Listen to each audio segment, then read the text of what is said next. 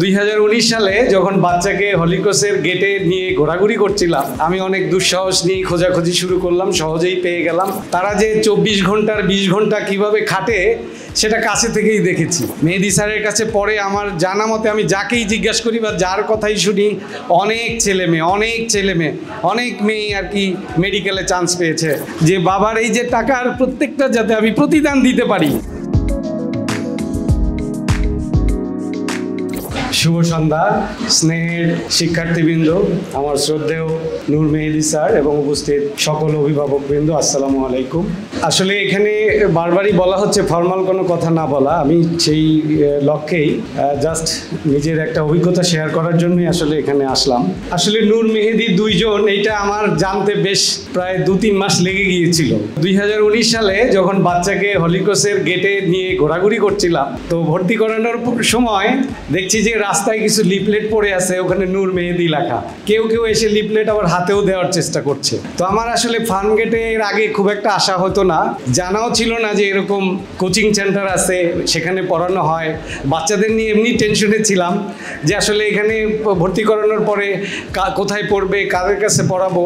তো একটা লিফলেট যখন দেখলাম যে নূর মেহেদী লেখা, আবার কেমিস্ট্রি ফিজিক্সও নাকি পড়ায়, আমার মনের মধ্যে একটা কথা জাগলো যে একজন আবার 2 সাবজেক্ট কি করে ভালো পড়াবে। পরে আমি এটা আমার বাচ্চাদের কাছ থেকেই কয়েকদিন পরেই জানতে পারলাম যে না, ফার্মগেটে তারা অনেক পপুলার এবং অনেক হলিক্রসের সবাই পড়ে। তো আমি খোঁজ নিতে আমাকে বলা হলো, আমি অনেক দুঃসাহস নিয়ে খোঁজাখুঁজি শুরু করলাম, সহজেই পেয়ে গেলাম, ভর্তি করালাম। যেটা আমি না বললে পারছি না যে তাদের যে অক্লান্ত পরিশ্রম, আমি সত্যি মুগ্ধ যে একটা স্টুডেন্টদের জন্য তারা হয়তো অনেকে বলে যে হ্যাঁ তাদের অনেক টাকা ইনকাম হয় বাট তারা যে 24 ঘন্টার 20 ঘন্টা কিভাবে খাটে সেটা কাছে থেকেই দেখেছি। তো আজকে যে এই যে তারা আয়োজন করেছে, এটা আসলে তাদেরই সফলতার একটা বহিঃপ্রকাশ।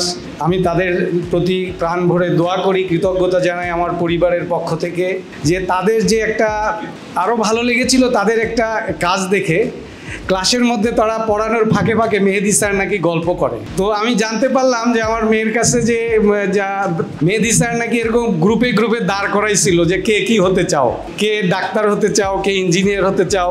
তো আমি দেখতে পেয়েছিলাম যে বাচ্চাদের মধ্যে তখনই একটা গ্রুপ হয়ে গেছে, তাদের মধ্যে একটা আকাঙ্ক্ষা জাগ্রত হয়ে গেছে। তা আমি মনে মনে তাকে বুঝতে দেইনি, আমি মনে ঠিকই মেহেদী স্যারকে ধন্যবাদ এবং কৃতজ্ঞতা প্রকাশ করেছি যে না, স্যারের মতোই কাজ করেছে, বাচ্চাদের মধ্যে একটা ইচ্ছা জাগ্রত করে দিয়েছে। ক্লাস 10-এই ক্লাস 9-এই নিশ্চয়ই এটার সফলতা একদিন হবেই। তো আলহামদুলিল্লাহ, শুধু আমার মেয়ে নয়, মেহেদী স্যারের কাছে পরে আমার জানা মতে আমি যাকেই জিজ্ঞাসা করি বা যার কথাই শুনি, অনেক ছেলে মেয়ে অনেক মেয়ে আর কি মেডিকেলে চান্স পেয়েছে। ইনশাল্লাহ ভবিষ্যতেও পাবে। দোয়া করি, ওনাদের দীর্ঘায়ু কামনা করি, সুস্বাস্থ্য কামনা করি। আজকের এই সুন্দর আয়োজনের জন্য ওনাদের অসংখ্য ধন্যবাদ। আর বাচ্চাদেরকে যেটা নূর স্যার যে একটু বলে গেলেন যে হ্যাঁ, ওনাদের জন্য, বাচ্চাদের জন্য আমরা কত কষ্ট করি। আসলে আমাদের কষ্টটা করি, আবার অনেক সময় বাচ্চারা যাতে বুঝতে না পারে সেই দিকটাও আবার খেয়াল করি।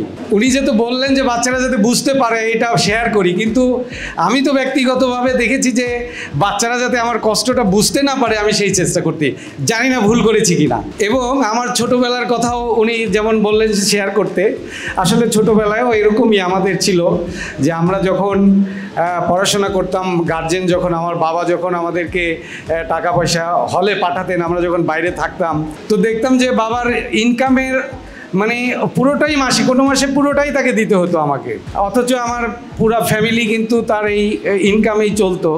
কিন্তু আমার কাছে তখন কি মনে হতো জানো তোমরা, মনে হতো যে বাবার এই যে টাকার প্রত্যেকটা যাতে আমি প্রতিদান দিতে পারি, সেইভাবে আমাকে পড়তে হবে। টেবিলে যখন পড়তে বসতাম, শুধু মনে হতো যে ওই যে মানি অর্ডারে টাকা আসতো তখন। তোমাদের বেলায় তো এখন ওটা মানি অর্ডার কেউ বুঝবে কিনা জানি না, মানি অর্ডার হয়তো মেহেদী স্যার, নূর স্যার ভালো বুঝবেন। তো মানি অর্ডারের পিয়ন কখন এসে আমাদেরকে টাকাটা হাতে পৌঁছাবে, ঠিক যেরকম অপেক্ষা করতাম, ঠিক অমনিভাবে টাকাটা হাতে পেলে টেবিলে বসে যেতাম যে হ্যাঁ, আমার বাবা এই মাসে এত টাকা পাঠিয়েছে, এর প্রতিটা টাকা যাতে আমি উসুল করতে পারি। উসুল করব কিভাবে? বাবাকে তো আর আমি এখন টাকা ফেরত দিতে পারছি না, আমার তো কোনো ইনকাম নেই, আমি তো পড়াশোনা করছি, তাহলে এটা প্রতিদান দিব কিভাবে? আমি সিদ্ধান্ত নিতাম যে সামনের যে পরীক্ষা আছে, পরীক্ষায় যদি আমি ভালো একটা মার্কস অ্যাচিভ করে বাবাকে একটা চিঠি লিখে জানাতে পারি, নিশ্চয়ই আমার বাবা খুশি হবে। এটাই ছিল আমার তাদের প্রতিদান দেওয়া, এটাই ছিল আমার প্রত্যাশা। তো তোমাদেরকে এটাই বলবো যে আমরা গার্জেন, তোমাদের জন্য সবাই, আমার মনে হয় সব গার্জেনই এগ্রি করবেন যে তার যতই কষ্ট হোক ছেলে মেয়ের জন্য বা তোমাদের জন্য যা লাগে যতটুকু সম্ভব সেটা পুরোটাই দেন। সেটা শ্রম, মেধা, ওনাদের বুদ্ধি, ওনাদের সময়, ওনাদের চিন্তা চেতনা পুরোটাই দেন, কেউ কোনো কমতি রাখেন না। কাজেই তোমরা যদি শুধু এইটুকু মনে করো যে আমার গার্জেনের প্রতিটা কষ্টের দাম আমাকে দিতে হবে, আমাকেও এরকম গার্জেন হতে হবে এক সময় আমাকেও পুরো ডাক্তার হতে হবে, যেমন এক ভাই বললেন যে MBBS-এর প্রেসক্রিপশন কিন্তু কেউ নেয় না, তাহলে ওই প্রফেসর হওয়া পর্যন্ত আমাকে পরিশ্রম করতে হবে। আর যেদিন একজন গার্জেন জানবে যে আমার ছেলে বা আমার মেয়ে এরকম একটা প্রেসক্রিপশন করতে পারছে, একটা লোকের অসুস্থ রোগীকে ভালো করছে, সেদিনও তাদের প্রতিদান তারা নিশ্চয় পাবে, তোমাদের বুঝিয়ে দিতে হবে না। ঠিক তেমনই শুধু ডাক্তারদের কথাই বলবো তা নয়, যে যেখানেও আছে, নূর মেহেদী স্যার যেমনটি বললেন যে আসলে কে কোথায় ভালো করবে, কে কোথায়, সে ঢাকা ইউনিভার্সিটিতে পড়ুক বা না পড়ুক, ডাক্তার হোক না হোক, ইঞ্জিনিয়ার না হোক, সে যে কোনো সাবজেক্টেই পড়ুক, এখন তোমাদের প্রতিষ্ঠিত হওয়ার পালা। তোমরা যে যেখানেই পড়বা, যে সাবজেক্টেই পড়ো না কেন, সেখানেই একটা টপ একটা পজিশন আছে। যে হ্যাঁ, একটা যে ঢাকা ইউনিভার্সিটিতে বাংলাও পড়ে, রাষ্ট্রবিজ্ঞানেও পড়ে, ইভেন আমার পরিচিত আমার মধ্যে দেখেছি যে কিনা বাংলাতে পড়ে সে আজকে বড় সচিব হয়েছে। তাহলে কিভাবে হলো? নিশ্চয় উনি ওই তার গার্জেনের প্রতিটি টাকার প্রতিদান প্রতিদিন সন্ধ্যায় টেবিলে বসে দিয়েছেন, প্রতিটি মুহূর্ত উনি চিন্তা করেছেন যে আমার গার্জেনের প্রতিটি টাকার উপার্জন আমাকে এখন করতে হবে। ঠিক তেমনই তোমাদের অনুরোধ করব, ভবিষ্যতে তোমরা যে যাচ্ছ, যে যেখানেই যে সাবজেক্টেই পড়ো না কেন, জাস্ট তোমরা পড়ার টেবিলে বসে এই চিন্তাটুকু যদি করো যে আমার গার্জেন, আমার মা, আমার বাবা, আমার ফ্যামিলি যে ত্যাগ স্বীকার করেছেন, তার প্রতিটি প্রতিদান আমাকে দিতে হবে এই পড়ার টেবিলে। শুধু তুমি অনেক টাকা ইনকাম করবে সেই আশা কোনো গার্জেনই করে না। আমার বাবা আমাকে বলতো, তুমি যতই বড় হও, তুমি যতই ইনকাম করো, তোমার ইনকাম দেখে যেতে পারবো, খেয়ে যেতে পারবো, সেই আশা তো করি না।